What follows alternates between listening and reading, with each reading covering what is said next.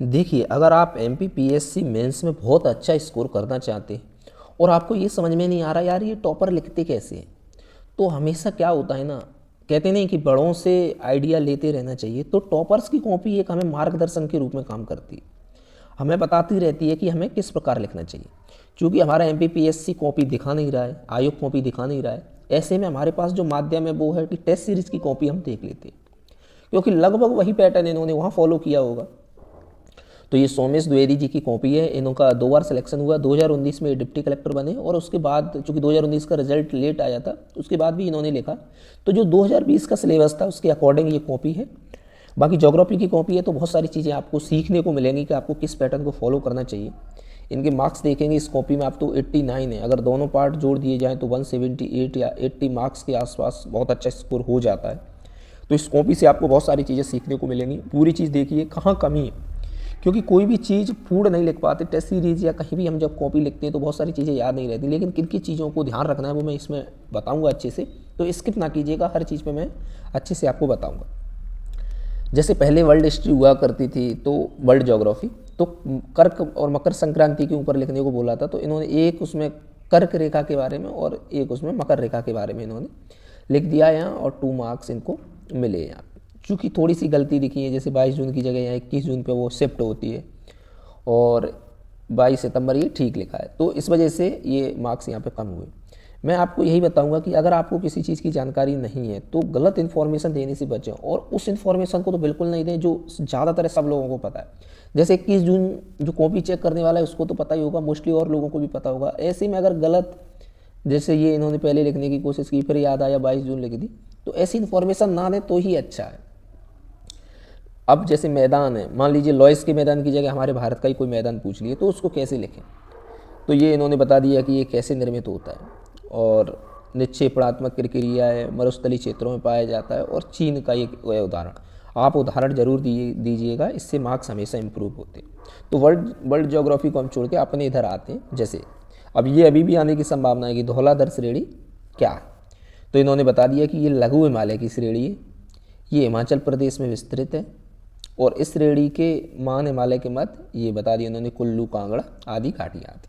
बहुत अच्छा लिखा है। चूँकि ये बता देते कि इसकी औसत ऊंचाई के आसपास कितनी है, इनकी ऊंचाई, प्रमुख चोटियाँ भी बता देते तो थोड़ा ज़्यादा अच्छा हो जाता। पर सीखने वाली बात क्या है हमारे यहाँ, सीखने वाली ये है कि आपको पॉइंट में ही आंसर लिखना है। पॉइंट में जो आंसर लिखते हैं, अब जैसे मैं इस कॉपी को पढ़ रहा हूँ या आप पढ़ रहे हैं, तो हमें क्या है, आसान हो रहा है। पश्चिम बंगाल के तटीय क्षेत्रों में है, सुंदर वृक्षों की पर्याप्तता है, सुंदरी वृक्षों की, चूँकि सुंदरबन में ये सुंदरी टाइप, जैसे हमारे यहाँ सागौन साल के वृक्ष पाए जाते हैं, ऐसे ही सुंदरी वृक्ष पाए जाते हैं सुंदरबन डेल्टा। जैव विविधता संपन्न क्षेत्र ये, और देखिए 5 पॉइंट लिख दिए, तो यहाँ पे 3 मार्क्स इनको मिले। तो आपके पास जो इन्फॉर्मेशन है ना, उसको पॉइंट में डिवाइड करती चाहिए जल्दी जल्दी। हो सकता है कोई व्यक्ति इसको लाइन में लिखता कि ये पश्चिम बंगाल के इस क्षेत्र में, ये तो उससे इतना इफेक्ट आजकल नहीं पड़ता है। फिर उसके बाद ये फ्लैश फ्लड के आए, चूँकि आपदा का क्वेश्चन है तो इन्होंने कहा उदाहरण सहित, तो मैं इसको स्क्रॉल करता जाता हूँ, जहाँ जरूरत पड़ेगी मैं कुछ चीज़ें बताता जाऊँगा। जैसे ये क्वेश्चन है, पश्चिम के तटीय मैदान के उपविभाग बताइए, तो इन्होंने बताने की अच्छी सी कोशिश की है कि गुजरात से लेकर केरल तक है, गुजरात तट, कोंकण तट, कन्नड़ तट, मालाबार तट। पर इनका ये जो अपेक्षा कर रहे थे 2 मार्क्स क्यों दिए, क्योंकि ये इनका कहना था कि गुजरात तट कहाँ से कहाँ तक है। जैसे ये बता देते कि साबरमती से ताप्ती नदी के पास तक है, कोंकण तट मान लीजिए बता देते कि ताप्ती नदी से लेके गोवा तक है, कन्नड़ तट बता देते कि गोवा से लेके आसपास, मालाबार तट बता देते, तो इससे क्या होता, थोड़ा इफेक्टिव हो जाता आंसर। तो ये यहाँ आपको ये थोड़ा सुधार करना है। जैसे ये कोयला उत्पादक राज्यों के बारे में इन्होंने सही बताया कि क्षेत्र भी बताते गए, और उसके बाद ये जो खान होती हैं उनको भी बताते गए कि कौन कौन सी महत्वपूर्ण खदान है। फिर भी 2 मार्क्स क्यों दिए, क्योंकि इन्होंने गलती कर दी। जो चीज़ पता नहीं था, जैसे उड़ीसा का इनको कोई चीज़ याद नहीं आई और फिर भी इन्होंने लिख दिया और फिर वहाँ पे छोड़ दिया। तो जो जानकारी नहीं पता है, और देखो काफ़ी कंटेंट दिया है, ऐसी बात नहीं, 6 पॉइंट तक कंटेंट दिया है, फिर भी 2 मार्क्स क्यों हुए, क्योंकि जो जानकारी नहीं पता थी, जैसे हालांकि राज्य ही पूछे थे इन्होंने, फिर भी गलती क्या हो गई, सबकी इन्होंने क्या लिखी, खदानें लिखी, लेकिन इसकी खदान फिर याद नहीं आई। तो या तो इसको लिखना ही नहीं चाहिए या लास्ट में लिखना चाहिए था। तो ऐसे में क्या हुआ, इंप्रेशन जमाना बहुत जरूरी होता है मेंस की कॉपी में, इंप्रेशन खराब हो गया यहाँ पे। अक्षांशीय विस्तार ये इन्होंने अच्छे से बता दिया है, तो 3 मार्क्स। टोंस नदी का उद्गम स्थल क्या है, तो सिर्फ उद्गम स्थल पूछा था कि ये सतना जिले के यहाँ से निकलती है।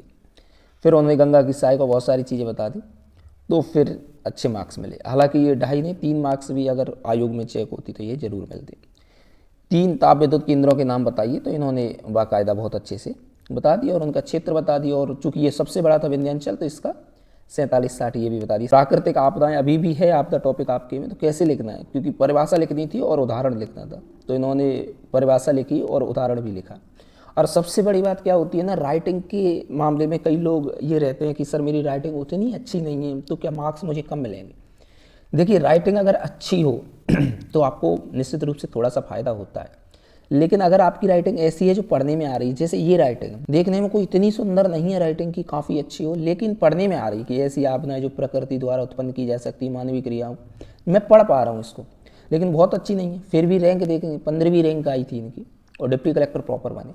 तो राइटिंग से आपको परेशान नहीं होना है उतनी, क्योंकि एक बार राइटिंग जो बन गई है सुधार करने की कोशिश करते रहिए जितनी हो सके, लेकिन आपको कंटेंट बहुत अच्छा लिखना है। राइटिंग स्टाइल मतलब जो आपका लेखन शैली है वो बहुत अच्छी कर लेनी है कि आपका जो कंटेंट है बहुत अच्छे से देख लेना। काफ़ी लोगों को आपने देखा होगा मेंस में जिनके पास बहुत कम नॉलेज थी फिर भी उनके अच्छे मार्क्स किए, उन्होंने कंटेंट को प्रेजेंट बहुत अच्छे से किया, और इसलिए टॉपर्स की कॉपी लगातार देखते रहना चाहिए। उसके बाद मैं स्क्रॉल करता जाता हूँ, आप देखते जाइए। ये बड़ा क्वेश्चन है जो 6 मार्क्स का है, अब ये थोड़ा सा 7 का हो गया है, लेकिन लिखना उतना ही। महासागरीय निक्षेपों को समझाइए, क्योंकि अब हम उसको देखेंगे जो हमारे इंडियन का कोई क्वेश्चन होगा। अब वर्ल्ड ज्योग्राफी खत्म हो गई है, तो जैसे ये क्वेश्चन है, महान हिमालय या हिमाद्री पर टिप्पणी की। इन्होंने बता दिया कि लंबाई इतनी थी यहाँ से और इस क्षेत्र में था। इनको 6 में से 3.5 मिले, यानी ठीक ठाक नंबर मिले। इन्होंने पहले पृष्ठभूमि बनाई है और फिर उसके बारे में थोड़ा थोड़ा बताते गए। बहुत अच्छा और भी किया जा सकता था, लेकिन जैसे ये बता देते कि कौन कौन सी नदियाँ यहाँ से निकली हैं और इनको कौन डिवाइड करता है, मतलब ये जो अपना ट्रांस हिमालय से और लघु हिमालय से क्या क्या चीज़ें अलग करती हैं। जैसे ITSZ यहाँ लिख देते, यहाँ लिख लेते MCT लिख देते कि मेन सेंट्रल थ्रस्ट यहाँ से अलग करता है। फिर सब पॉइंट बनाना है। देख मैं ये समझाना चाह रहा हूँ, इससे अच्छे मार्क्स क्या है, इसमें सब पॉइंट बनाने जाते कि प्रमुख नदी जैसे विस्तार, पहला पॉइंट बना देते विस्तार कहाँ से कहाँ तक है। दूसरा पॉइंट बना देते कि नदियाँ कौन कौन सी हैं। तीसरा बता देते कि क्या इंपॉर्टेंट है, कौन सी वनस्पति पाई जाती है। कोई भी भौगोलिक क्षेत्र लिखना है, विस्तार क्या है, नदियाँ कौन सी है, कौन सी वनस्पति। मिट्टी भी बता सकते थे कि ये वनी मृदा पाई जाती है और पर्वतीय मृदा पाई जाती है। और उसके बाद कुछ स्पेशल विशेष क्या है ये लिख के, चोटियाँ कौन कौन सी हैं। तो ये करके अगर सब पॉइंट लिखते तो थोड़ा और इम्प्रेसिव हो जाता, और उसके बाद यहाँ पे मैप बनाते और कुछ चोटियों के यहाँ नाम मेंशन कर देते तो बहुत अच्छा आंसर हो जाता। तो यही चीज़ें सीखनी है, आप लाख कोशिश कीजिए लिखने की, लेकिन जब तक ये चीज़ें आपके क्वेश्चन में नहीं आएंगी तो वो इम्प्रेशन नहीं बनेगा। गंगा नदी प्रणाली का विवरण दीजिए, तो आपको पूरी गंगा इन्होंने जैसे बनाया काफ़ी अच्छे से इन्होंने करने की कोशिश की। और इसकी प्रमुख सहायक नदी है, तो गंगा नदी का विवरण पूरा देना कि कहाँ से निकलती है, कहाँ इसका एंड होता है, कुछ सामान्य जानकारी। और उसके बाद इनकी सहायक नदियाँ, इनको लिखना था कि बाएं तट की नदियाँ और दाएं तरफ की नदियाँ, फिर उनके बारे में थोड़ा डिस्क्रिप्शन लिख देना चाहिए था, तो और अच्छे मार्क्स। हालांकि 3.5 भी अच्छे ही मार्क्स हैं। भारत के सूखाग्रस्त क्षेत्र के बारे में लिखना है, तो सबसे पहले सूखा की परिभाषा ही लिखना है कि सूखा कब मानेंगे कि ये सूखा प्रभावित क्षेत्र है। तो मान लो कि एक लंबे समय तक 25 सेंटीमीटर से कम वर्षा हो रही, तो हम मानते हैं कि सूखा प्रभावित क्षेत्र है। तो मैप में भी इन्होंने काफ़ी बताया है, बाकी चीज़ें आप देख ही रहे हैं। देखो यहाँ पे सब पॉइंट बनाए, राजस्थान का क्षेत्र, वृष्टिचाय जो कर्नाटक का हो गया, बुंदेलखंड का क्षेत्र हो गया, विदर्भ का क्षेत्र और लिख देते, महाराष्ट्र का विदर्भ का क्षेत्र भी सूखा प्रभावित क्षेत्र रहता है। तो यहाँ पे तो थोड़ा सा और अच्छा, बाकी इन्होंने भी काफ़ी अच्छा, रॉयल सीमा का क्षेत्र जो तेलंगाना आंध्र प्रदेश का है, मध्य प्रदेश के गेहूँ फसल पर टिप्पणी। अब आप देख सकते हैं कि सब पॉइंट हैं यहाँ पे, और इन्होंने काफ़ी अच्छी सी चीज़ें, देखो कंटेंट इनके पास कम था फिर भी मैप बनाया, और 3-4 पॉइंट में देखो 5 पॉइंट ही दिए, मतलब जो 2 मार्कर लिख रहे थे उस समय 3 मार्कर था, तो वहाँ भी इतना ही कंटेंट दे रहे थे, बस उसके बारे में थोड़ा सा एनालिसिस करते जा रहे हैं। तो 3 मार्कर को कैसे 6 मार्कर या 7 मार्कर में बनाएं, 7 मार्कर को कैसे 10 मार्कर में बनाएं, ये कला आपको आनी चाहिए उसी कंटेंट में। ये दोनों चीज़ें, जब 3 मार्कर आए तो उनको सब पॉइंट ही लिख के रह जाइए, जब 7 मार्कर अब जो हो गया उसमें आए तो थोड़ा सा डिस्क्राइब कर दीजिए, और जब 10 मार्कर आए तो थोड़ा सा अच्छे से कर दीजिए, बस उसी कंटेंट से काम चल जाता है। तो आप देखते जाइएगा, मैं इसको थोड़ा छोटा कर देता हूँ, तो आप उम्मीद है ये सारी चीज़ें अच्छे से आपको काम आएंगे। इनको नहीं आ रहा होगा तो ये छोड़ दिया है। ठीक है, तो उम्मीद है इस कॉपी से आपको काफ़ी चीज़ें सीखने को मिलेगी। एक बड़ा क्वेश्चन देखना है हमें, ये है जैसे बड़ा क्वेश्चन, भारत की जलवायु को प्रभावित करने वाले प्रमुख। सबसे पहले क्वेश्चन देखिए कि हमें क्या देखना है, एक तो जलवायु और प्रभावित करने वाले कारक, तत्व या कारक एक ही बात है। और फिर अगला क्वेश्चन इसी में है कि ग्लोबल वार्मिंग का भारतीय जलवायु पर क्या प्रभाव पड़ता है। तो सबसे पहले जलवायु क्या होती है वो लिखना है आपको, फिर कारक पॉइंट डालना है, तत्व या कारक कौन कौन से कारक हैं, फिर ग्लोबल वार्मिंग है उसका क्या प्रभाव है वो लिखना है। और उसके बाद आपको, तो इन्होंने ये लिखा है कि जलवायु कैसे क्या होती है, और थोड़ा सा और अच्छे से मैप ही बना देते भारत का, फिर उसके हिसाब से लिख देते। तो इन्होंने कारक लिखा है कि उष्ण कटिबंधीय जलवायु, जलवायु के प्रकार ही लिख दिए। कारक हाँ यहाँ लिखे, भौगोलिक स्थिति, अक्षांशीय विस्तार, हिमालय की स्थिति, ITCZ।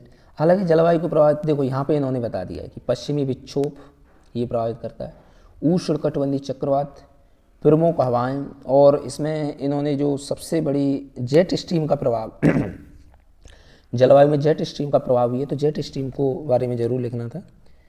तो इन्होंने भी काफ़ी चीज़ें लिखने की कोशिश की हैं, 7-8 पॉइंट दिए हैं।